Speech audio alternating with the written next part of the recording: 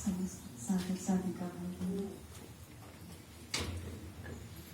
आप सभी को मेरा सादर है।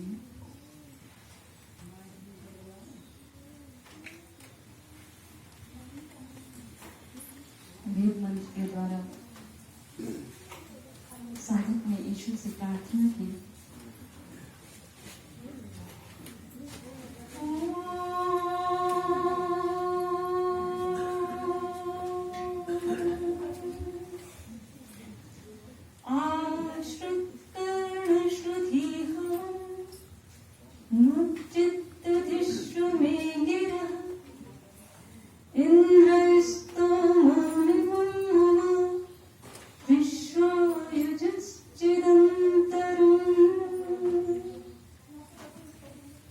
सर्वैश्वर्य रूप भगवन हम सबके अंतर्यामी, सब जीवों की वाणी को निरंतर श्रवण कर रहे स्वामी।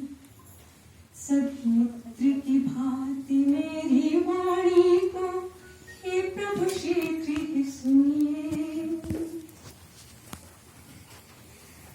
मेरे गुण कर्म स्वभाव को प्रभु निज ज्ञान से पावन करिए।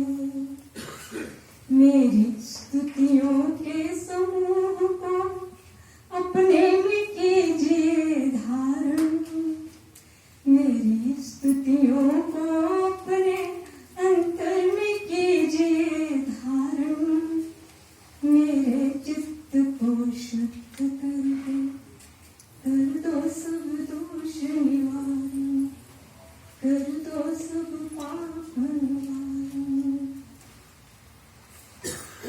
साधक पूर्ण पुरुषार्थ करता हुआ ईश्वर से प्रार्थना कर रहा है, हे श्रवण शक्ति रूप कर्ण वाले परमात्मा, हे सर्वांतर्यामी, सब जीवों की वाणी को निरंतर सुनने वाले प्रभु, मेरी वाणी को सुनिए, मेरे सत्य वचनों को सुनिए।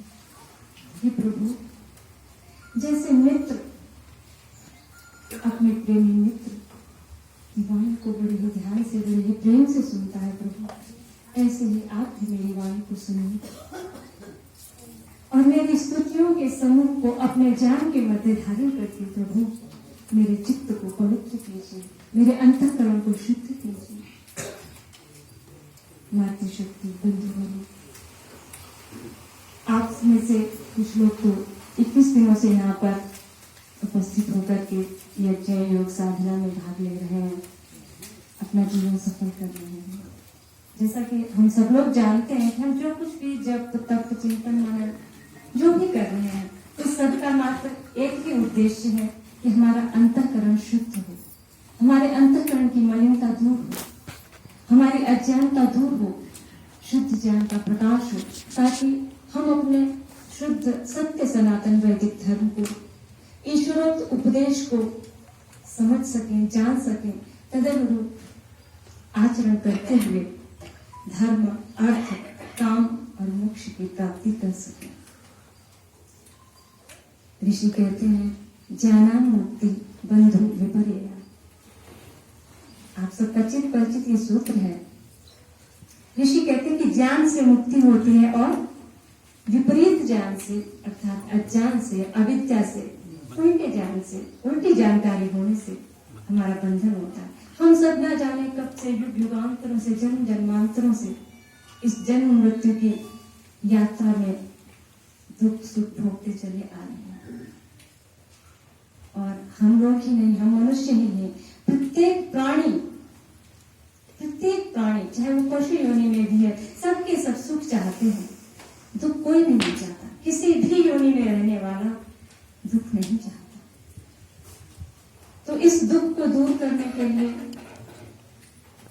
हम सबको जागरूक रहने की आवश्यकता है।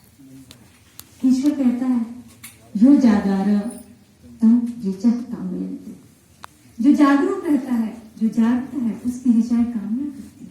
प्राय हम सब ऋचाओं की कामना करते हैं, हम विद्वानों की कामना करते हैं। हम चाहते हैं कि वेद का कोई ऐसा वचन मिले, शास्त्रों से कुछ ऐसा मिले, किसी विद्वान की वाणी से कुछ ऐसा मिले जिससे हमारे हृदय में श्रद्धा भक्ति फूट पड़े। जो जागरूक रहता है, जो सावधान रहता है, ऋचाएं स्वयं अपने अर्थ को प्रकट करती है उस साधक के हृदय में। ईश्वर कहता है जो जागरूक रहता है उसे सामगान प्रकट होती है। प्रभु कहते हैं कि जो जागरूक है, जो जागर रहता है, मैं उसकी मित्रता में निवास करता हूं। इससे बड़ी उपलब्धि और क्या हो सकती है। आत्मबंधु निश्चित रूप से आप में जागरूकता है, इसीलिए यहां बैठे हुए हैं। लेकिन हमें अपनी जागरूकता को, जितना हम सांसारिक कार्यों में जितनी जागरूकता के साथ लगते हैं, जितना अधिक से अधिक समय देते हैं, उसका हम चौथाई समय भी अपनी आत्मा को जगाने के लिए, अपने आत्म तत्व को जानने के लिए, ईश्वर के आदेशों को समझने के लिए नहीं लगा पाते हैं, क्योंकि हमारी उतनी रुचि नहीं है। और रुचि न होने का कारण कहीं ना कहीं किसी न किसी अंश में हमारे ज्ञान की अशुद्धि है। हमने शाब्दिक रूप से तो जान लिया होता है कि सत्य बोलना पुण्य का कार्य है। सत्य बोलने वालों का रास्ता जो है वो सरल होता है, सुगम होता है। जान तो ये सभी जानते हैं, छोटा बच्चा भी जानता। छोटे बच्चे से भी पूछेंगे ना कि झूठ बोलना क्या है, तो वो यही कहेगा कि पाप होता है। लेकिन हम में से कितने लोग हैं जो सत्य का आचरण कर पाते हैं। केवल शाब्दिक ज्ञान होने मात्र से मुक्ति संभव नहीं है। केवल शाब्दिक जानकारी हमने इकट्ठी कर ली कि ईश्वर ऐसा है, ईश्वर ऐसा है, ईश्वर जीव प्रकृति का मात्र शाब्दिक जानकारी होने से मुक्ति संभव नहीं है, जिसके लिए ऋषि ने कहा ज्ञानान मुक्ति। तो हम सब जागरूक हों, जागरूक होकर आगे बढ़ें, ऊपर उठें, ऊंचे चढ़ें, क्योंकि ये मनुष्य जन्म यदि खाना पीना सोना और बच्चे पालने के लिए होता तो निश्चित रूप से हम सब पशु योनि में होते। लेकिन हमें मनुष्य जन्म बहुत सारे पुण्यों के कारण जो प्राप्त हुआ है, श्रेष्ठ कर्मों के कारण जो प्राप्त हुआ है, उसका मुख्य लक्ष्य ईश्वर, अपने आप को जानना, ईश्वर की प्राप्ति करना, ईश्वर के उपदेशों को समझना और तदनुरूप आचरण करना होना ही चाहिए। मैं तय करके पहले जब साधना का इतना स्तर ऊंचा नहीं था, गहरा नहीं था, तो तब तक लगता था, लोग प्रशंसा करते थे तो लगता था कि हाँ मैं विदुषी हूँ, मैं अच्छी हूँ। लेकिन जैसे जैसे साधना की गहराई में प्रवेश हुआ तो मैं स्वयं गुनगुनाती थी कि जैसे जैसे साधक साधना की गहराई में उतरता जाता है, वैसे वैसे निज सत्ता का खुद ही उपहास उड़ाता है। क्या है तुझमें जिस कारण तू इतना इतराता है? क्या है तुझमें जिस कारण तू इतना इतराता है?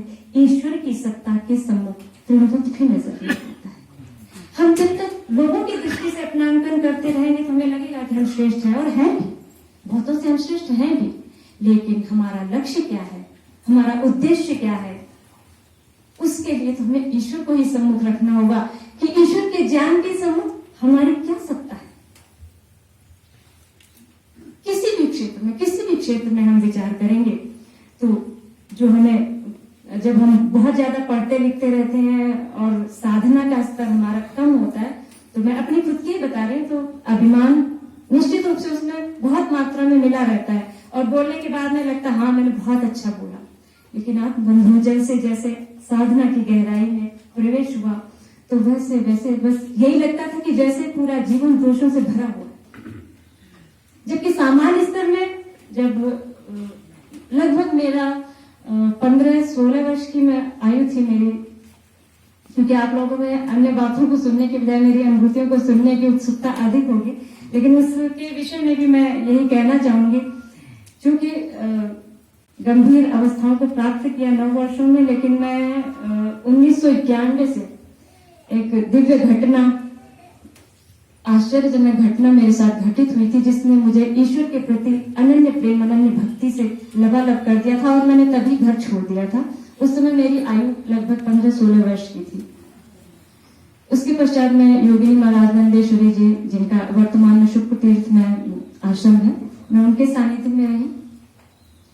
बस सौभाग्य मेरा ये रहा कि मुझे बाल्यावस्था से ही योग का पथ मिल गया। वो भी अष्टांग योग की साधना करती थी, गायत्री जप करती थी, तो मैं उन्हें देख देख कर ना छुप छुप कर देखती थी वो कैसे प्राणायाम कर रहे हैं, कैसे आसन कर रहे हैं, शीर्ष आसन वगैरह कुछ भी उन्होंने मुझे खुद नहीं सिखाया कि ऐसे करते हैं। जब कोई नहीं होता, मुझे ये भी नहीं पता होता था कि भोजन करने के बाद आसन प्राणायाम करने चाहिए या नहीं करने चाहिए, क्योंकि वो मुझे छोटा समझ कर ये कहा करती थी ना कि बस थोड़ा सा जप कर ले और बाकी सेवा कर, मस्त रहे। मैं जब घर में थी तो पिताजी मेरे 4 बजे पढ़ने के लिए उठाते थे। उस समय वो 4 बजे उठना भी मेरे लिए इतना कष्टप्रद लगता था, उठना पड़ता था उनके डंडे की भय से। अगर नहीं उठेंगे तो पिटाई करेंगे माता पिता। लेकिन उसी 15-16 वर्ष की आयु में जब मैंने घर छोड़ा और मैं आश्रम आ गई, आप बंधु, उसके पश्चात मैं अपने आप 2 से 3 के बीच में उठकर बैठ जाती थी। कभी किसी ने मुझे नहीं उठाया। उसके पश्चात मैं लगभग 18-19 वर्ष योगिनी माँ के सानिध्य में रही, जहाँ मैंने उस समय तक मेरा साधना का तो मैं मात्र 6-7 घंटा ही कर पाती थी। बाकी समय तो मेरा आश्रम की सेवाओं में, यज्ञ कराने में, योग सिखाने में, प्रवचन, कथाएं इत्यादि यही सब करने में अधिक समय लगता था। लेकिन फिर भी मैंने अपने आप को अपने समीप बैठना, अपने ईश्वर से जुड़ना कभी नहीं छोड़ा। 6-7 घंटे का समय मैंने हमेशा दिया अपने लिए। और उस अवस्था में इतनी तड़प बढ़ती गई, क्योंकि आंखें बंद करती थी, ध्यान में बैठती थी तो मेरी आंखें खोलने का मन नहीं होता था। लेकिन आश्रम की जिम्मेदारी के कारण मतलब अब मुझे वो जिम्मेदारियां बोझ लगने लगी थी और ऐसे लगता था कि मुझे कहीं एकांतवास मिल जाए। और सौभाग्य से पूज्य गुरुदेव, पूज्य पिता स्वामी चित्तेश्वरानंद जी का सानिध्य मुझे शुक्रकाल में ही प्राप्त हुआ था। और इनको देख करके मुझे लगा था कि कोई स्थान ऐसा है, कोई सन्यासी ऐसा है जिसके सानिध्य में रहकर मैं अपनी इस आध्यात्मिक यात्रा को ऊंचाई तक ले जा सकती हूँ। बंधुओं, मेरी इस आध्यात्मिक यात्रा का ये 30वां वर्ष चल रहा है। 29 वर्ष पूरे हो चुके और इनमें से 9 वर्ष में मुख्य रूप से पूर्ण रूप में साधना को समर्पित रह सकी, ईश्वर को समर्पित हो सकी, जिसमें मैं अनुभूतियों के विषय में बहुत अधिक तो नहीं कहूंगी, क्योंकि कुछ लोगों का अगर सामान्य सोच से देखते हैं तो मेरी बातें उनके सिर से ऊपर जाएंगी। कुछ लोग जो बिल्कुल शाब्दिक विद्वान अधिक होते हैं उन्हें काल्पनिक लग सकती हैं। और आप में से कुछ लोग हैं जो जिनका अपना भी अनुभव है, जिन साधकों का अपना अनुभव है, वो निश्चित रूप से कुछ समझ पाएंगे, और जिनका शास्त्रों का भी गंभीर अध्ययन है वो भी कुछ समझ पाएंगे। तो मैंने इस 29 वर्ष की यात्रा में और मुख्य रूप से इन 9 वर्षों में मुझे क्या क्या उपलब्धि हुई, मैं थोड़ा सा बहुत संक्षेप से बताऊंगी, विस्तार से नहीं। सबसे मैं प्रातःकाल 4 घंटे ध्यान के लिए बैठती थी और उसमें जब लगभग 2-2.5 घंटा हो जाता था तो जैसा कि मैं शुक्रता में योगिनी माँ के सानिध्य में थी, तो जैसे सब लोग नासिका के आगे भाग को इसको मानते हैं, लेकिन वो मुझे भ्रूमध्य में बताती थी और उसे वो अपनी भाषा में आज्ञा चक्र भी बोलती थी कि यहाँ पर ध्यान लगाया करो।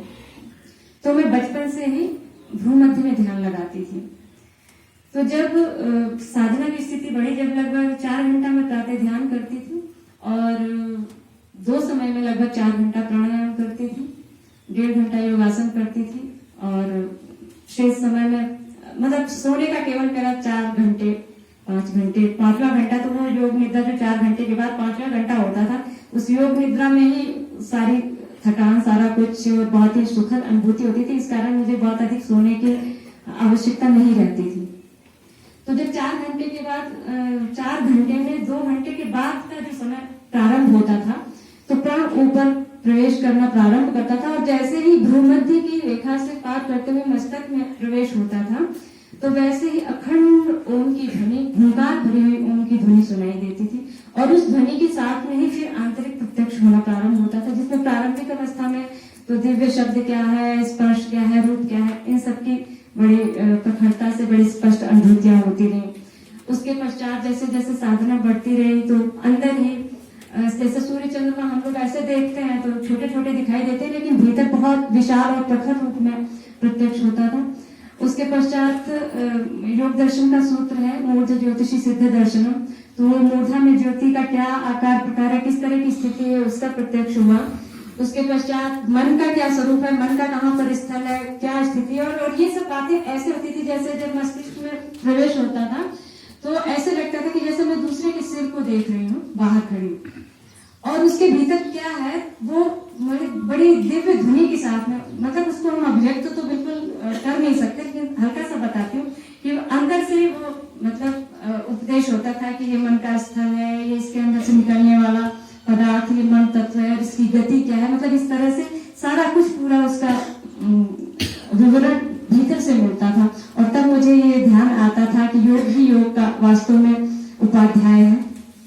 प्रारंभिक उपाध्याय तो हमारे सभी शास्त्र भी हैं और गुरुजन हैं, सब हैं, लेकिन वास्तविक यात्रा तो भीतर प्रवेश करने पर पूर्ण पुरुषार्थ के बाद जब हम प्रार्थनाएं करते हैं और योग की गहराई में प्रवेश करते हैं तभी होता है। तो इसी प्रकार की अनुभूतियां बहुत दिव्यतापूर्ण होती रही, लेकिन एक बार मैं बहुत छटपटा उठी और मैं यही कहती है ईश्वर, चाहे ये दिव्य प्रकृति है, चाहे कभी अनेक बार ऊपर के लोगों में प्रवेश होता था, बहुत दिव्यतापूर्ण अनुभूतियां होती थी, लेकिन फिर बाद में मेरे लिए अंदर से एक तड़प सी उठने लगी कि चाहे ये दिव्य है चाहे अदिव्य है, ईश्वर है तो सभी प्रकृति ही, इसका दर्शन करने से मुझे क्या मिलेगा? जब मैं आत्म साक्षात्कार परमात्मा साक्षात्कार की अवस्थाएं होती है, ईश्वर तेरा साक्षात्कार होगा तभी तो मेरा कल्याण होगा। तो जब इस तरह की भावना बदली और फिर मतलब बहुत, मैं शब्दों में क्या अभिव्यक्त करूं, आत्मा के पृथकत्व की अनुभूति हुई। आत्म प्रत्यक्ष के बाद में ईश्वर के साक्षात्कार की बात जहां तक मैं करूं तो इन 30 वर्षों में मात्र 3 बार मुझे ईश्वर साक्षात्कार की प्रतीति हुई और उस प्रतीति के पश्चात जितनी भी ये दिव्य अनुभूतियां पहले तक होती थी उनके प्रति मेरा पूरी तरह से लगाव समाप्त हो गया। उसके पश्चात से एक ही तड़प कि ये जो थोड़ी सी झलक सी, जैसे कहते हैं थोड़ा छुआ है इन बिंदुओं को, आंतरिक प्रत्यक्ष को थोड़ा जाना है, ये लगता था कि मैं ईश्वर में डूबी कैसे रह सकूं, मैं प्रतिपल उसमें कैसे रह सकूं। मैं जब इस व्रत में बैठी थी तो मैं बड़ी ऊंची भावना, बड़ी ऊंची उड़ान लेकर बैठी थी, क्योंकि पहले वाले व्रतों में ही प्रज्ञात समाधि तक का स्तर काफी अच्छा हो गया था। तो लगता था कि इस व्रत में मैं धर्मिक समाधि को प्राप्त करूं, संस्कारों को दर्द बीज करूं, कई दिन तक समाधि करूं, लेकिन मैं उतनी उड़ान तो नहीं उड़ पाई, मैं उतना तो नहीं कर पाई। लेकिन फिर भी बहुत शोधन हुआ है, बहुत एक इतनी दृढ़ता अवश्य है कि प्राय करके हम में से सब लोग कहते रह जाते हैं कि हमारा ईश्वर प्रमुख लक्ष्य होना चाहिए, ईश्वर प्रमुख लक्ष्य होना चाहिए। लेकिन मैं ईश्वर से याचना करती रहती हूँ कि प्रभु आप मेरे प्रमुख लक्ष्य बने रहना, मुझे श्रेष्ठाओं की दलदल से बाहर रखना।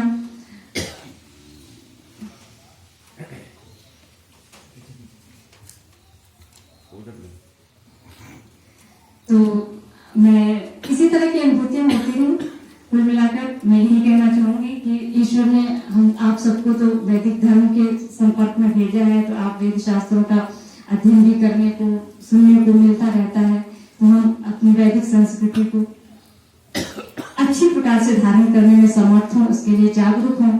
और मैं यही कहना चाहूंगी अंत में कि स्वयं ही बांध लो मैंने सृजन के गीत को रचकर। हमारे बापू भी कहा करते होंगे, इतने दिन से ब्रह्मा जी ने भी बहुत सारी बातें समझाई होंगी, पूज्य गुरुदेव ने भी समझाई होंगी कि हम सबकी एकाकी यात्रा है। ये हम सब जानते भी हैं कि एकाकी यात्रा हम सबकी अकेले ही चलना होगा। परमेश्वर रहता साथ सदा, हर वक्त सहायक भी होगा। इसलिए स्वयं ही बांध लो लय में सृजन के गीत को रचकर, किसी का क्या पता दे या न दे संकल्प वाले स्वर। स्वयं ही बांध लो लय में सृजन के गीत को रचकर, किसी का क्या पता दे या न दे संकल्प वाले स्वर। स्वयं की भ्रांतियों को छोड़कर दुष्कल्पना मेटो, असीमित हो रही हूँ जो कि ऐसी कामना मेटो। हरो अज्ञान का तंग छा रहा है जो कुहासा बन, कि जिसने कर दिया धूमिल सितारे सा तुम्हारा मन।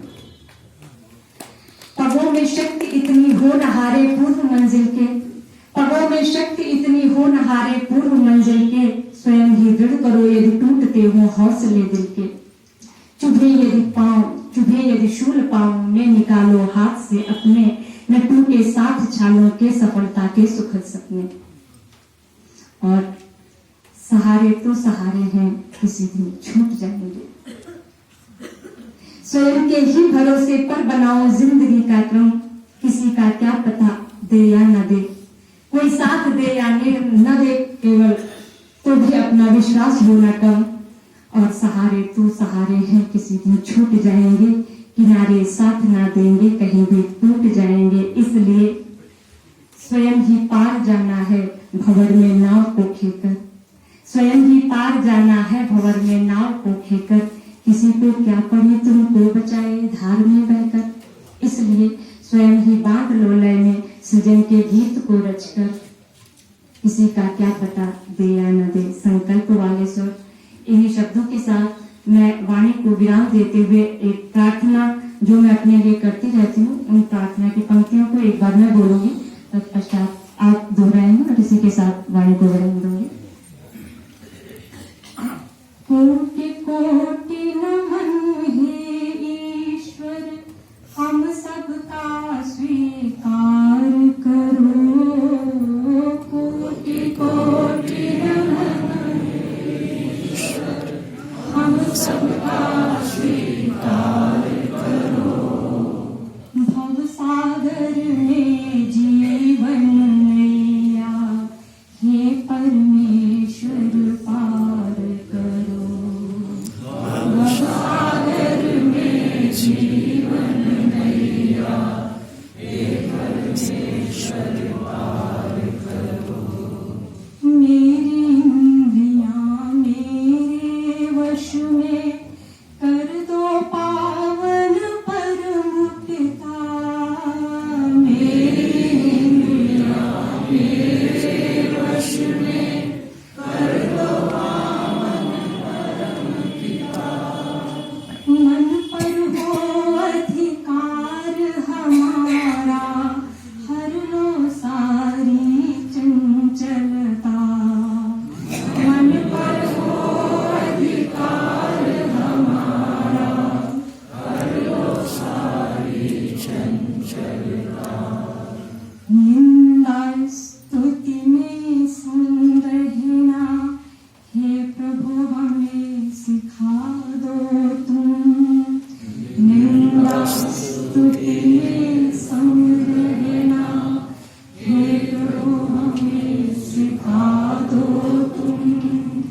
होकर समाधिस्थ हे भगवन, हो जाऊं मैं तुम में हूँ। होकर समाधिस्थ हे भगवन, हो जाऊं मैं तुम में हूँ। राग द्वेष की भट्टी में प्रभु हमें नहीं जलने देना। राग द्वेष की भट्टी में प्रभु हमें नहीं जलने देना।